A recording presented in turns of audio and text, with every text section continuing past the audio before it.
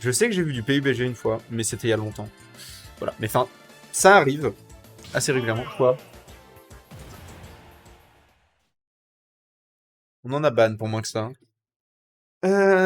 Et du coup, on va partir avec ces merveilleuses transitions, et je m'y connais. Et on part sur Small Battlefield. Donc encore une fois, la version de Small Battlefield qui est aux couleurs de l'Ultima Arena. On remercie les modeurs. Et je vais me permettre de signaler, parce que c'est le début du bracket et qu'il n'y a pratiquement personne, que vous pouvez constater à l'arrière de Small Battlefield qu'il y a un bloc de glace. Et dans ce bloc de glace, je vous invite à zoomer chez vous et constater qu'il y a Rayman, qui actuellement donc assiste à ce merveilleux Falco Lucario. Et pour l'instant, comme je le disais, c'est un peu la guerre de qui arrivera à s'approcher. Les deux peuvent avoir des difficultés en neutral, ça va être vraiment compliqué de prendre l'avantage, mais le premier qui prend l'avantage pourra mettre des dégâts assez conséquents, peut-être plus facilement du côté de Falco. Merci. Ok, on part sur une phase de léger désavantage au niveau des pourcents pour Destadik. Armando, qui vous l'avez vu en stream, semblait ne pas trop y croire au début, mais pour l'instant ça se passe relativement bien en vrai. Il a un bon avantage positionnel, il se laisse pas faire non plus. Il a juste assez d'aura pour que ça fasse peur, mais juste pas assez pour que lui puisse mourir de n'importe quoi. Mais voilà, là on va commencer à se prendre des phases, on va commencer à se prendre des drag-down, on va commencer à se prendre la sauce de Destadik habituelle. Et c'est un backer qui va prendre cette stock merveilleuse remontée de la part du Falco. Et ouais, là pour le coup, ça met les pourcents. Un Falco qui est à 91% sur sa première stock et qui commence à dérouler sur le Lucario. Il a compris que le forwarder, le nerf, c'était des bons outils au niveau des disjoints pour ne pas se faire emmerder par ce Lucario qui malheureusement n'a pas énormément de réponses pour ça. Merci beaucoup. Et c'est bon, je vous ai sous les yeux les amis. Ouais, et là, il va falloir commencer à capitaliser. Hein. Vraiment, c'est un Falco à 115%.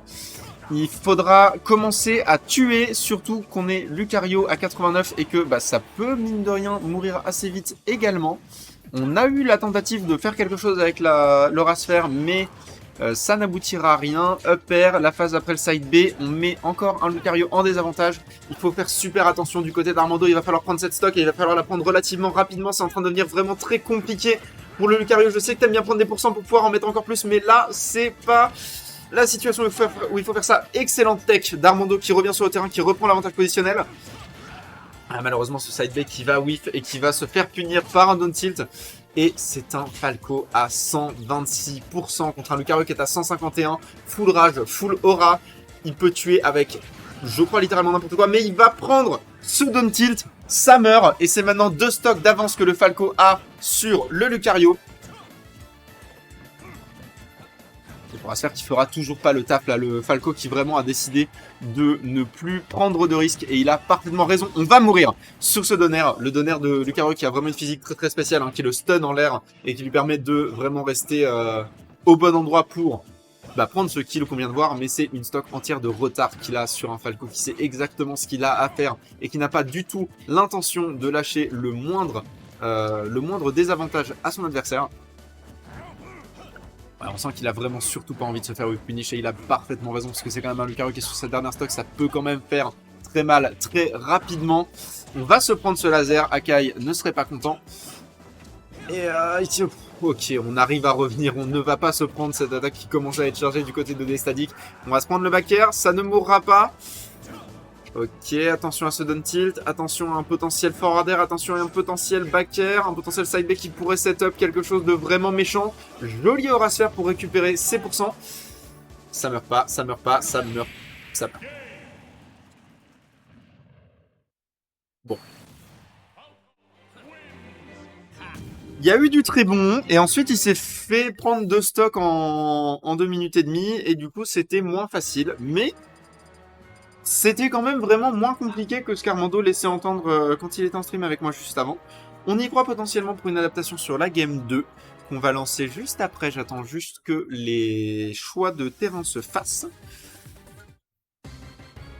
Ouais, évidemment, les bons vieux terrains Pokémon, avec la régie qui du coup danse très fort et comme je la comprends.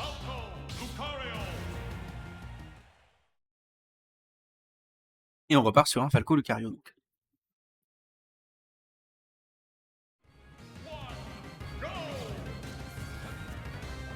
Ok, alors. Que dire sur ce terrain, si ce n'est que globalement c'est à peu près le terrain qu'on vient de voir, sauf que c'est plus grand. Hein. C'est un terrain qui est beaucoup plus propice au camping de manière générale. Peut-être un choix de la part d'Armando pour plus avoir de la place, pour plus prendre son temps pour setup contre cet adversaire qui évidemment fait très peur au CAC. Là pour le coup j'ai pas l'impression que ça marche trop pour le moment puisqu'on est déjà à 59, 73, 81, 90% sur le Lucario. Ouais, bon là pour le coup l'aura commence à monter, les coups vont commencer à faire mal, ça peut encore remonter, mais vraiment le Falco est en train de s'installer hein, sur ce PS2. C'est un Bakir qui prend la stock en moins d'une minute, première stock partie du côté de Armando Destadic qui est installé comme personne et qui n'a absolument pas l'intention de lâcher cet avantage qu'il a au niveau des stocks et des pourcents. Il a vraiment pas du tout envie de commit et il a parfaitement raison. Du côté d'Armando, il va falloir trouver des outils d'approche, il va falloir les trouver rapidement. Malheureusement, c'est vraiment très compliqué. J'en ai pas beaucoup parlé, mais sûrement un des trucs qui lui fait peur aussi, c'est ce réflecteur que Falco a, qui va forcer Armando à trouver d'autres options d'approche que sa fameuse Aura Sphère, qui est très utilisée d'habitude par les Lucario. Là, il s'en sert un petit peu, notamment pour des options de mouvement, mais c'est très dangereux de l'appliquer sur un Falco qui te fait face parce que son réflecteur est vraiment puissant et pourrait vraiment faire mal. Et voilà, Destadic qui l'utilise au moment où j'en parle. Ok, voilà, cette Aura Sphère qui va au moins reprendre l'avantage positionnel, pas la stock, mais qui va quand même faire beaucoup de bien. Pas suffisamment de bien pour prendre cette stock, et c'est maintenant Armando qui est en désavantage. Ok, le side B qui prend la stock. Enfin, on revient à un niveau au niveau des stocks, il est mieux installé que ce qu'il n'a pu être pendant la game 1. Est-ce que ça suffira? C'est une très bonne question. En tout cas, il a 111%, 120%, 131% maintenant à remonter. Ça va être compliqué, mais c'est faisable, surtout avec un Lucario full aura, full rage. Ok, les pourcents, ça met du 17, c'est pas grand chose. Qu'est-ce que t'as fait? Ok, bon, il y a eu une transition qui n'était pas prévue. Et pendant cette transition, malheureusement, le Lucario est mort. Ce sont des choses qui arrivent. Le Lucario est mort ce soir. Non. Le respect est mort ce soir également. Puisqu'on a eu cette tentative de Firebird qui, heureusement pour Armando, n'aura pas abouti. Parce que je pense qu'il n'aurait pas kiffé en remettant la VOD. Et là, pour le coup, vraiment, c'est Armando qui est dans la sauce. Hein. C'est vraiment très compliqué pour lui de prendre le moindre avantage. On se prend encore ce laser. Manifestement, peut-être une légère méconnaissance de match-up. Je rappelle que ce laser, on n'est pas obligé de se le prendre sur toi des pourcents pareils. C'est possible de l'esquiver avec la bonne DI. Et j'ai l'impression qu'Armando n'a soit pas la connaissance, soit pas le réflexe de le faire. Et c'est bien malheureux pour lui parce que ça met des dégâts assez conséquents, mine de rien, au fur et à mesure. Et encore une fois, on commit un peu trop hein, avec ce Lucario qui va aller chercher ce Falco plutôt que de chercher une phase de ledge trap. Encore une fois, ce laser qui ne va pas être esquivé. On revient sur le centre du terrain. Bon réflexe du côté de Armando, mais ça ne suffira pas. Le Falco qui s'envole vers d'autres cieux et qui, avec ce nerf, reprend l'avantage positionnel encore une fois.